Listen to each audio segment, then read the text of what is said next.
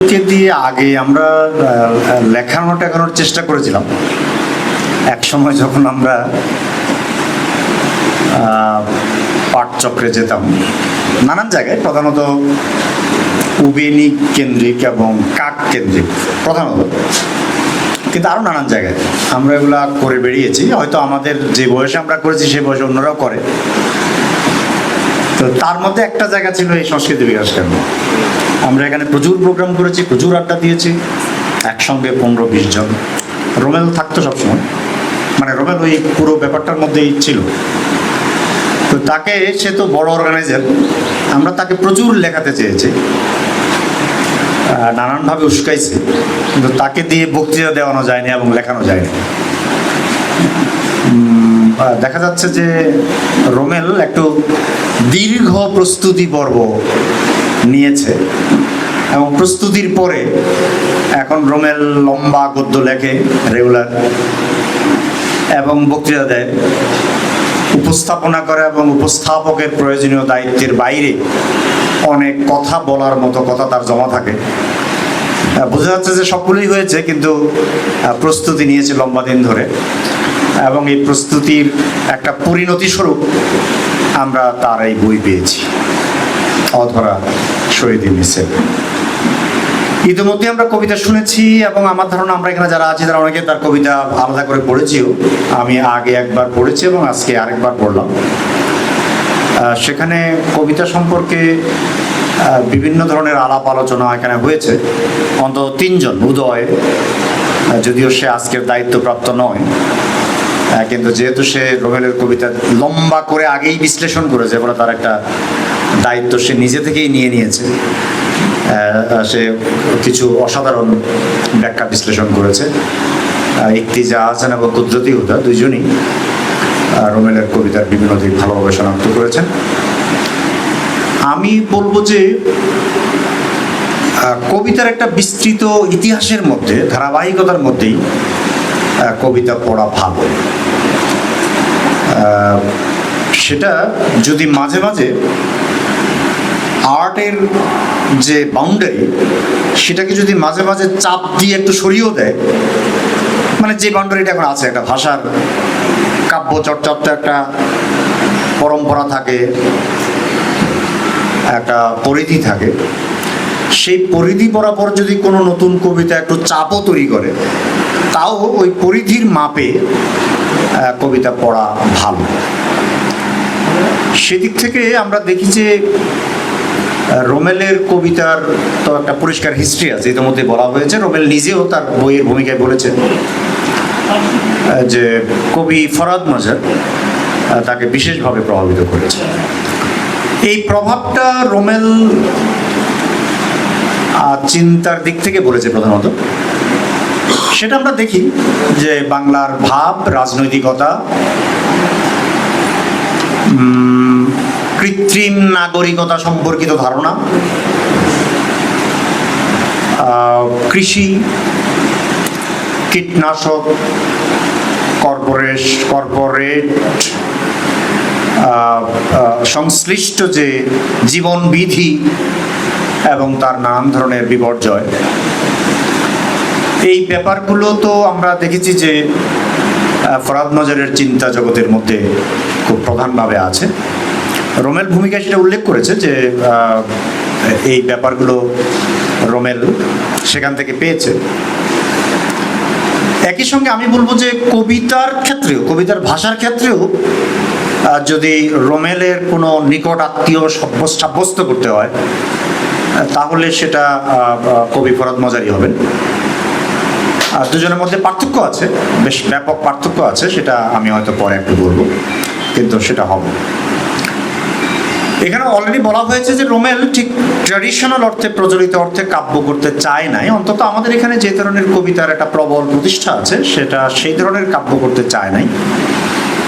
সেটা আমি যখন ফরাদ ভাই সম্পর্কে লিখেছিলাম লম্বা অনেকগুলো লেখা, তখন আমি বরাবরই এটা বলেছি তার কবিতা সম্পর্কে যে 60-এর দশকের কবিতার যে প্রধান প্যাটার্নগুলো, সেগুলোর সঙ্গে ফরাদ মজারের কবিতা আসলে মেলে না। তো এরকম আসলে যুগে যুগে বড় কবিরা অনেক সময় এটা করেন এবং বিভিন্ন সময় আমরা বিভিন্ন প্যাটার্ন দেখি।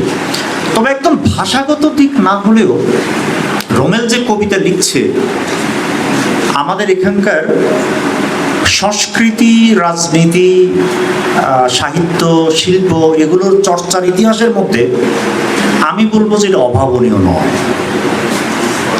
আমি বিশেষভাবে এটা বলবো কারণ আমি অনেক দিন থেকে এটা প্রচার করছি, অন্তত 10 বছর হবে আমি এটা প্রচার করছি যে আমাদের চিন্তা ভাবনা এবং শিল্প সাহিত্য একটা নতুন মাত্রায় প্রবেশ করেছে। সম্প্রতি 1922 সালের বইতে এবং এই 5ই আগস্টের পরে প্রকাশিত একটা বইতেও আমি বেশ বিস্তৃত পরিসরে এই প্রস্তাবটা করেছি। প্রস্তাবটা হলো এই যে স্লোগানধর্মী কবিতা কিংবা রাজনৈতিক কবিতা এগুলো আমাদের এখানে আসলে প্রচুর লেখা হয়েছে। 60-এ লেখা হয়েছে, লেট 60s-এ, 70s-এ পুরোটা, এবং 80-90-তেও একাংশ। কিন্তু আমাদের মনে থাকতে পারে যে 80-র দশকে আমাদের এখানকার কবিতা একটা সম্পূর্ণ নতুন রূপ পরিগ্রহ করেছিল। লিটল ম্যাক কেন্দ্রিক, খানিকটা দুর্বোধ্য, একটু শিল্প প্রবণ। আমি এসব কথা বলার সময় সবসময় মনে করিয়ে দিই যে এটা মোটেই খারাপ কোনো ব্যাপার নয়, কারণ আর্টিস্ট্রি সবসময় আসলে ভাষার ক্ষমতা বাড়ায়। আর্টিস্ট্রি ভাষার সূক্ষ্মতা তৈরি করে, গভীরতা তৈরি করে, এবং খুবই আড়ালে কথা বলার চেষ্টা ভাষার এবং কাব্যের সক্ষমতা আসলে বাড়ায়। এবং যখন আমরা এর লিমিটেশনগুলোর কথা আলাপ করবো তখন আমাদের সবসময় এটা উল্লেখ করে দিতে হবে যে এটা কোনো অপরাধ নয়। এই ধরনের চর্চা 80 দশকে এই চর্চা বেসুমার হয়েছে, সেটার নানান ধরনের সীমাবদ্ধতা সম্পর্কে আমরা আলাপ করেছি। বিশেষত আমার একটা মানে আমি বলবো যে আমার দিক থেকে একটা গুরুতর থিসিস যে আমাদের এখানে প্রগতিশীলতা, সেকুলারিজম, বাঙালি জাতীয়তাবাদ, মুক্তিযুদ্ধের চেতনা ইত্যাদি সমবায়ে যে একটা প্রথমে কালচারাল এবং পরে পলিটিক্যাল প্যাটার্ন তৈরি হয়েছে, যেটা প্রবল প্রতাপ হয়ে গত 10-15 বছর আমাদের এখানে একটা পরম একার্থকতা তৈরি করেছিল। একটা অল্প কিছু মানুষের অর্থের একটা জমিদারি তৈরির মধ্য দিয়ে বিপুল পরিমাণ মানুষকে অপর করেছিল।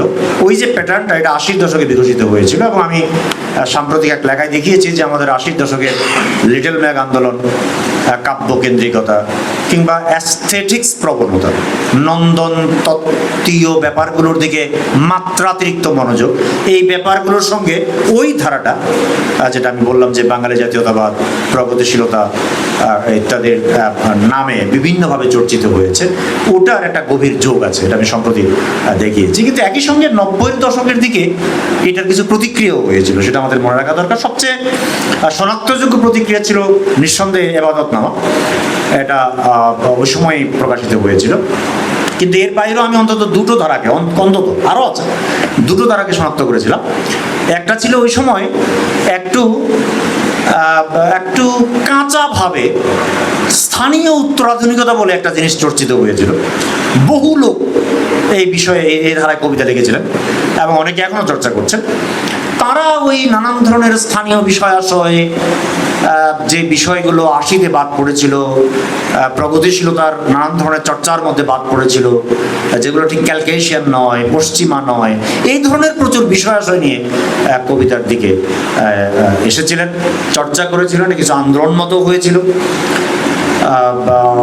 উত্তরাধুনিকতার অনেকগুলো পর্ব ছিল, কলকাতায়ও ছিল, চিটাগং ছিল, বগুড়াতে ছিল, এবং ঢাকায়ও উত্তরাধুনিকতার এক ধরনের চর্চা হয়েছিল। এটা আমি ইংরেজি পোস্ট মডার্ন অর্থে বলছিলাম, উত্তরাধুনিকতার নাম দিয়ে চর্চাটা হয়েছিল। এই ইতিহাসটা আমাদের আসলে স্মরণ রাখা দরকার। তো সেটার একটা প্রভাব কিন্তু আছে ওই ধারা থেকে সরে আসার ক্ষেত্রে। আর তৃতীয় যে ধারাটা আমি সাব্যস্ত করেছিলাম আমার ওই লেখায়, সেখানে আমি প্রধানত ব্রাত্য রাইসের কথা বলেছিলাম, যদিও তিনি একমাত্র নন। এটা ছিল আসলে একটা প্রবল ক্রিটিক্যাল স্যাটারিক্যাল একটা ধারা, যেটা পূর্বতন ইস্টাবলিশমেন্টকে নানানভাবে ক্রিটিক করে বাজারে একটা ভাষা হাজির করেছিল। সেটা দারুণভাবে প্রভাবশালী হয়েছিল এবং বহু লোক সেটা কাজ করেছিল সেটার পক্ষে। এখন আমার এটা বলার কারণটা হলো এই যে কবিতার ভাষাকে তার একটা, যদি আমি সংকীর্ণ অর্থে নান্দনিক কথাটা ব্যবহার করি, নান্দনিক ফরমেশনের বাইরে নিয়ে যাওয়ার একটা চর্চা কিন্তু আমরা সমাজে দেখতে পাই ছিল। আমি নিজে মনে করি যে এটা 2000 সালের পর থেকে দারুণভাবে এই ব্যাপারগুলো আমাদের সমাজে প্রসারিত হয়েছে। অনেকেই এর জন্য কাজ করেছেন, নিঃসন্দেহে। আমি আগে অনেকবার বলেছি, এইখানেই আমরা গত কিছুদিন আগে 5ই আগস্টের পরে একটা বক্তৃতায় বলেছিলাম যে এই ব্যাপারে নিঃসন্দেহে ফরহাদ মাজারের ভূমিকা এককভাবে সবচেয়ে বেশি, কিন্তু সেটাই একমাত্র নয়, আরও নানান ধরনের চর্চা এর মধ্যে ছিল। সেই থাকার ফলে যেটা ঘটেছে, যেটা মেহেদী কুদরতি বললেন, যে আমাদের এখানে শিল্পী সাহিত্যিকদেরকে বুদ্ধিজীবী হিসেবে গণ্য করা হতো কিংবা অরাজনৈতিকতাকে মহিমান্বিত করা হতো, এই ব্যাপারগুলো থেকে কিন্তু আসলে 2000-এর পর থেকে আমাদের কাব্য চর্চা বা সাহিত্য চর্চার মেইন স্ট্রিমটা সরে গেছে। সেটা তারা এখনো বয়সে, লেখকরা বয়সে অপেক্ষাকৃত কম বলে, আমাদের এখানে বিশ্লেষণ প্রবণতা অপেক্ষাকৃত দুর্বল বলে সেটা এখনো পুরোপুরি সাব্যস্ত হয়নি, সেটা ভিজিবল হয়নি। কিন্তু আমি নিশ্চিতভাবে জানি যে সংখ্যার দিক থেকে যদি বলি, যদি সৃষ্টিশীলতার দিক থেকে বলি, তাহলে ওটা কিন্তু সরে গেছে। আসলে সরে গেছে, ভাষার দিক থেকে সরে গেছে। সেই পুরনো প্রমিতে এখন আসলে খুব কম সংখ্যক লোকই লেখে, এবং সাহিত্যের একটা বিশুদ্ধতা রক্ষা করা দরকার, এটা অরাজনৈতিক হলে ভালো, এরকম চিন্তা এখন খুব তরুণ সাহিত্যিকদের মধ্যে খুব কম লোকই করে। এবং সবচেয়ে গুরুত্বপূর্ণ ব্যাপার হলো এই যে চিন্তার একটা উন্মুক্ততা, বৈচিত্র্য আমরা এই সময়ে দেখেছি। আমি বলবো যে এটার বয়স কমপক্ষে 20-25 বছর হয়েছে, এই চর্চাটা খুব জোরালো হয়েছে। এই কথাটা আমি বিশেষভাবে স্মরণ করিয়ে দিলাম এটা বোঝার জন্য যে রোমেল যে কবিতা লিখেছেন, আমি বলবো আরেকটু বাড়িয়ে, আশা করছি রোমেল এবং যারা রোমেলের কবিতার ভক্ত তারা আমার এই কথায়, ওই যে রোমেলের তুমি যেমন তুমি নয়, আমি যেমন আমি নয়, হ্যাঁ, ঠিক তেমনি এখানে রোমেল মানে রোমেল নয়, এরকম আর কি। আশা করছি মাইন্ড করবেন না। সেটা হলো এই যে রোমেল হয়তো এই ধরনের একটা পরিপ্রেক্ষিত ছাড়া আসলে কবিতাই লিখতেন না। এই হলো আমার বক্তব্য। মানে রোমেল যে কবিতা লিখেছেন, রোমেল যে মনে করেছেন যে আমি কবিতা লিখতে পারি, রোমেল যে মনে করেছেন এটা কবিতা, রোমেল যে মনে করেছেন এইভাবে আমার কথাটা আমি প্রকাশ করতে পারি, রোমেল যে মনে করেছেন যে শব্দের এরকম বিন্যাসকে আমি কবিতা হিসেবে উপস্থাপন করতে পারি, কারণ বাই দিস টাইম আসলে এই ঘটনা ঘটে গেছে আমাদের এখানে, যে আমাদের ভাষার মধ্যে, যে আসলে এটাকে আমরা কবিতা হিসেবে উপস্থাপন করতে পারি। আপনি এক রাশ কবির নাম নিতে পারেন, ধরা যাক যে আমাদের মঞ্জুর কবিতা লিখলেন এবং নাম দিলেন নবাবের কবিতা, এটা কিন্তু তারই ফল। এরকম বিপুল পরিমাণ কবির নাম কিন্তু আপনি উল্লেখ করতে পারবেন। ফলে রোমেল আসলে বলতে হবে যে সেই দিক থেকে রোমেল আসলে এখনকার যে ডমিনেন্ট ট্রেন্ড, বুদ্ধিভিত্তিক দিক থেকে এবং সৃষ্টিশীলতার দিক থেকে এখনকার যে ডমিনেন্ট ট্রেন্ড, রোমেল কিন্তু আসলে তারই অংশ। ঠিক আছে? ফলে আমার থিসিসটা হলো অনেকটা এরকম। কিন্তু যে রাজনৈতিকতা, যেটা আমাদের দুজন আলোচক আগে ইঙ্গিত করেছেন এবং উদয়ও বলেছেন, যে রাজনৈতিকতা রোমেল হাজির করছে, সেই রাজনৈতিকতাটা আসলে অন্য অনেকের সঙ্গে মেলে না। কারণ এটার মধ্যে একটু জটিলতা আছে, এটার মধ্যে একটু দার্শনিকতা আছে, এটার মধ্যে একটু গভীর চিন্তা ভাবনার ব্যাপার আছে। আর আরেকটা জরুরি জিনিস আছে, সেটা অলরেডি বলা হয়েছে বারবার, যে এটার মধ্যে বাংলার পুরনো ভাবের সঙ্গে কথাকে মিলিয়ে ভাষাকে সেইভাবে পুনর্নির্মাণ করে উপস্থাপনার একটা জটিল পথ আছে। এই কাজ ফরহাদ ভাই করেছেন তো 35 বছর আগে এবাদত নামায়। কিন্তু ফরহাদ ভাইয়ের প্রকল্পের সঙ্গে রোমেলের কবিতার ভাষার একটা কিছু পার্থক্য আছে। সেই পার্থক্যের প্রধান দিক হলো ফরহাদ ভাই কবিতাগুলোকে একটা স্ট্রাকচার দার্শনিক প্রকল্প করে তুলতে চেয়েছিলেন। রোমেল কবিতার মধ্যে সাধারণভাবে সেটা চাননি, যদি এবাদত নামার সঙ্গে আমি মিলাই। যেহেতু আমার দৃষ্টিকোণ থেকে ভাষার দিক থেকে ওই কাব্যের সঙ্গে মিল সবচেয়ে বেশি, কিন্তু পার্থক্যের জায়গাটা আমি বলবো যে এটা একটা স্ট্রাকচার্ড ফিলসফিক্যাল এবং পলিটিক্যাল প্রকল্প আকারে রোমেলের কবিতাগুলো প্রকাশিত হয়নি, কিন্তু ভাবধারার সঙ্গে গভীরভাবে মিল আছে। ইতিমধ্যে সেগুলো বলা হয়েছে, আপনারা সেটা শুনেছেন। শরীর কথাটা অলরেডি বলা হয়েছে। রোমেলের কথার মধ্যে এটা আছে, শরীর কথাটা রোমেল আসলে আমি অন্তত রোমেলকে যতদিন ধরে চিনি, 25-26 বছর তো হবেই, ততদিন ধরে আমি জানি যে ও শরীর কথাটা এইভাবেই উচ্চারণ করে এবং অতিরিক্ত পরিমাণে ব্যবহার করে। তার কবিতার মধ্যেও এটা আছে। এই শরীর শব্দটা দিয়ে যদি এই বইয়ের মধ্যে ঢোকা যায়, আমার ধারণা যে এই বইয়ের বেশ পরিমাণ আঁতের খবর পাওয়া যাবে। আমরা খানিকটা আন্দাজ করতে পারি, এবং রোমেল সেটা তার কবিতার মধ্যে গোপনও করে নাই, যে ওই যে যা আছে ভাণ্ডে তাই আছে ব্রহ্মাণ্ডে বলে যে বাংলার ভাবধারার মধ্যে একটা গভীরতর বাক্য চালু আছে, সেটা দিয়েও আসলে অনেক দূর পর্যন্ত ব্যাপারগুলোকে ব্যাখ্যা করা যাবে, বিশেষত ওই সমস্ত জায়গায় যেখানে রোমেল সমালোচনা করছে বিভিন্ন কিছুর। সেই সমালোচনার মধ্যে ধরা যাক কর্পোরেট এর ছবল আছে, ধরা যাক কীটনাশকওয়ালারা আছে, ধরা যাক খারাপ পলিটিশিয়ানরা আছে, ইত্যাদি ইত্যাদি নানান ধরনের আছে, যারা পার্শ্ববর্তী দেশের ভজনা করে, যারা কোনো একটা পার্টির ভজনা করে ঘুম ঘুম করছে। এই সবগুলো ব্যাপারকে রোমেল কিন্তু শরীরের এই মেটাফোরের মধ্যে সে নিয়ে আসতে পারছে, নিয়ে আসছে, এবং কখনো কখনো সেটা আসলে মেটাফোরও থাকে সবসময়। রোমেল মেটাফোর করে, রোমেলের কবিতার যে ধরন সেটাতে মেটাফোর বা রূপকী এক ধরনের অন্বেষণ অত্যন্ত স্বাভাবিক, কিন্তু সবসময় সেটা এমনকি মেটাফোরও নয়।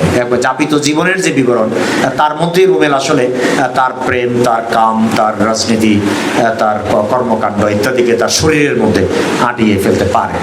এই যে ব্যাপারটা, এটা রোমেলের কবি ভাষার একটা শক্তিমত্তা বলে আমি মনে করি। একটা ব্যাপারে আমি কুদ্রুতিদের সঙ্গে একটু ভিন্ন মত আমার দিক থেকে জানিয়ে রাখি, সেটা হলো এই, রোমেল হুদা বলেছেন যে রোমেল বাইনারি অপোজিশনাল ল্যাঙ্গুয়েজ থেকে মুক্ত হয়েছে। আমি কিন্তু এই কবিতার বইয়ের যেই সাক্ষ্য আমি পেয়েছি আগের পড়া এবং আজকের পড়ায়, আমি বরং বলবো যে এই মুক্তিটা এই কাব্যের ক্ষেত্রে কম্পারেটিভলি কম ঘটেছে।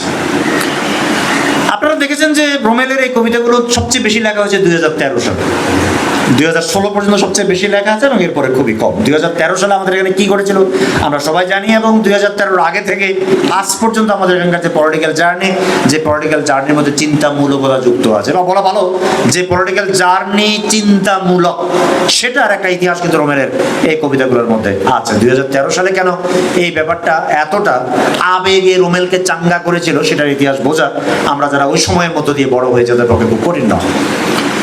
এবং আমরা জানি যে 2013 সাল ছিল তার আগের ওই যে 80-র দশকের কথা বলেছিলাম, 80-র দশক থেকে বিকশিত 30 বছরের যে বাইনারি অপোজিশনাল রাজনীতি।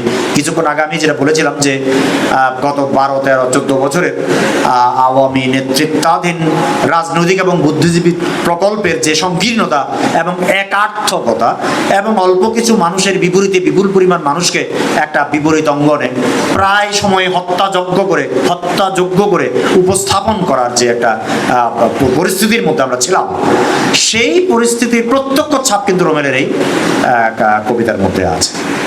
আমি বরং বলবো যে এটা যদি আরো কম থাকতো তাহলে ভালো হতো। তার কারণ হলো রোমেল নতুন বাংলাদেশের কথা বলেছে, কেবল 5ই আগস্টের পরে যে আমরা নতুন বাংলাদেশের কথা বলছি বেশি বেশি করে, ব্যাপারটা তা নয়। আগেও আমরা বলেছি ওই যে নতুন বাংলাদেশ আমরা চাই, যে বাংলাদেশ রাজনৈতিক হয়ে উঠতে পারছে না, যে বাংলাদেশ জনগণের জন্য কাজ করতে পারছে না, যে বাংলাদেশ একটা রাষ্ট্রতন্ত্র তৈরি করেছে যেটা দেশের এবং মানুষের শত্রু, এই যে অবস্থার পরিবর্তন আমরা চাই, এবং এই অবস্থার মধ্যে একটা নতুন বাংলাদেশ চাই, এটার আকাঙ্ক্ষা রোমেলের কবিতার মধ্যে পরিষ্কারভাবে ফুটে উঠেছে। কিন্তু এই আকাঙ্ক্ষার আমার বিবেচনায় একটা গুরুত্বপূর্ণ রাজনৈতিক দিক হলো যে বাইনারি অপোজিশনাল একটা ভাষার মধ্যে আমরা আটকা পড়ে আছি। এটা কত ভয়াবহ সেটা বোঝা যাবে যে যেখানে 5ই আগস্ট পর্যন্ত আমাদের এই মুভমেন্ট প্রধানত গড়ে উঠেছে এই বাইনারি অপোজিশনাল ল্যাঙ্গুয়েজের বিপরীতে গিয়ে একটা এজমালি ভাষার ভিত্তিতে, এজমালি পাটাতনের ভিত্তিতে, সেটা 5ই আগস্টের পরে রাতারাতি নাই হয়ে গেল, হাওয়া হয়ে গেল।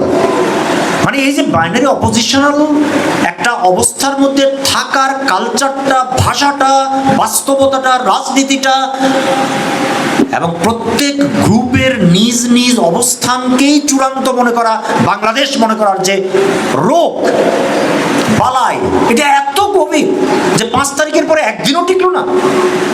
কেউ কালামার পতাকা উড়াইয়া দিল, কেউ কালকে ক্ষমতায় চলে গেল, কেউ নারী বিরোধী হয়ে উঠলো, কেউ আদিবাসী কথাটা শুনতেই চায় না, রাস্তায় ফেলে ফেলে মারামারি করে। এটা তো গভীর।